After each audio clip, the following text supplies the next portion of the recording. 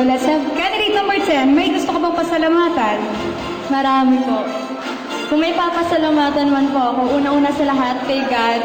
Kasi si God, binigyan niya ako ng inspirasyon. Then yung inspirasyon na yon, magulang ko, kamag-anak ko, at mga sumusuporta sa akin na nag-push sa akin upang galingan ko sa patimpalak na ito. Okay, thank you so much. Dito naman tayo. Candidate number 7. Kung bibigyan ba ng chance na mangyari ulit ito, sasali ka pa ba talaga sa Ginoong Balubaran 2017? Opo, kasi naniniwala po ako na sa bawat pagsara ng pinto, may bintanang magbubukas para sa panibagong oportunidad. Okay. Sabi nga, no? Ano to? Pag sinara yung pinto, may gate. Hindi, joke lang. Anyway, candidate number 6. Sino supporters ni candidate number 6? Andiyan pa ba? Ginoo candidate number 6. Ayan. Nag-aaral pa? Opo. Opo.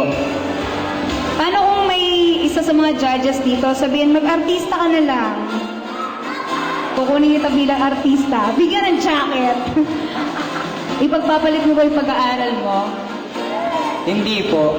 Dahil marami pa naman pong opportunity para makuha ko po yun. May marami pang opportunity. Pero sabi nila, opportunity knocks only once. Anyway, sari-sariling pananaw yan, no? Okay, tingnan natin nga. Dito naman tayo. Medyo malayo. Candidate number, 7. Candidate number 7, kinakabahan? Hindi na po. Bakit naman hindi ka na kinakabahan? Kasi po, marami na po ang nasa-realize. So marami nang nasalihan si candidate number 7, veterana. Okay? Tingnan na natin. Well, they are still computing, no? Dahil hindi ako makapasok sa inyo dyan. Okay. Sino pa hindi ko natatawa? Candidate number 11. Candidate number 11, move forward. Ayan. Pang ilang competition mo nang sinalihan to? Pangatlo po. So yung isa boxing. Sa basketball. Hindi po, Jackstone po. Wow, mas malupit. Jackstone. So ano yung mga nasalihan mo na? Yung ano po, Prince and Prince of the Ram po sa Palinta, at saka Mr. MSC po. MSC. Saan yun? Sa Malinta din po. So, puro Malinta. So, first time mo dito sa Balubaran. So, after Balubaran, gusto mo ba sa Ginoo ng Kasaysayan ng Valenzuela? Isa ako sa organizer at ako yung kanilang resident host. Sasali ka ba? Siguro po, kasi pwede ko pong gawing stepping stone yan para mapatunayan kung sino pa yung sariling ko. Thank you so much, candidate number 11. Let us have, ayan yung nasa dulo, candidate number 9. Ayan. So, number 9, kaya ba? Kaya mag-move forward?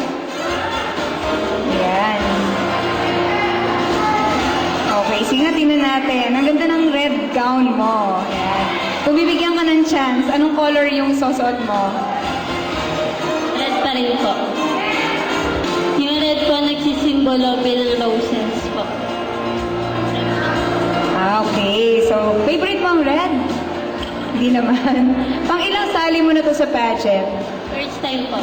First time din. Ilang taon ka na ba? 18 po. 18. Ang dami pa ng 18 dito, no? So far, pag nag-18, mas malawak na, pageant. So, pwede rin sa Miss Teen Earth.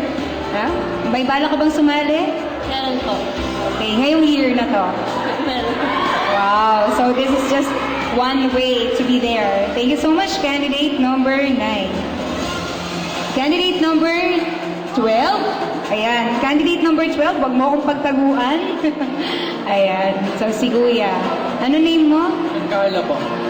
Giancarlo. Nga pala, may pangalan niyo ako, no? Saan galing yung pangalan mo, Giancarlo? Ano ko po? Papa ko po. Opo. So, hindi ka the second? The second. Hindi po, may Carlo po eh. May Carlo. So, yung John galing sa... Sa papa ko po. Yung Carlo, Kalolo ko. sa lolo. So, sa father side mostly. Carlo, pang ilang sali mo na to sa pageant? First time po. First time din. Ilang taon na? 17. 17. Isang taon na lang. 18 na. Ayan na, 18 years old, legal age, sabi nila, no?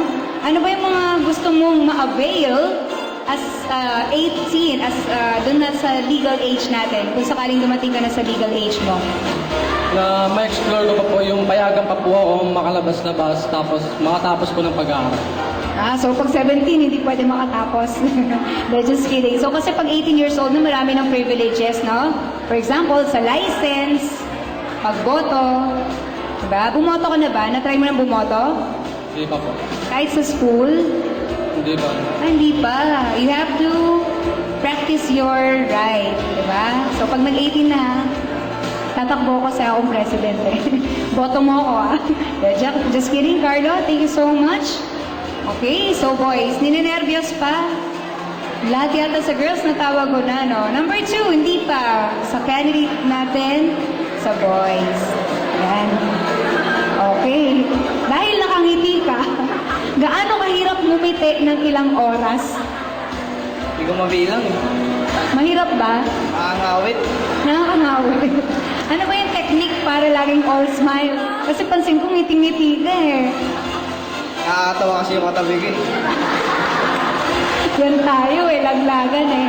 Pero sa mga co-candidates mo, sino ba yung mga naging ka-close mo? Si Pamela po. Si Pamela. Si Pamela talaga. Sa lalaki, wala. Sa lalaki po. Si Jolo. Si Jolo. Bakit naman kayo palagay mo naging close? Kababata ko po siya. Kababata mo silang dalawa? Akala ko may pagnanasa ka kay Carl. Hindi, joke lang. Joke lang. Joke lang yon. But anyway, kasi dito mabubuo yung friendship talaga. Sige, thank you so much, candidate number 2. Sino pa? Number 4. Ayan. Candidate number 4. Di pa kita natanong? Hindi pa po. Okay, ikaw yung isa sa nanalo sa Best in Talent. Sino nagturo sa'yo? Wala po, on the spot. On the spot? Sige nga. Pag challenge to, challenge. Hindi, joke lang. Pero sino ba yung naging inspirasyon mo para gawin yung talent mo?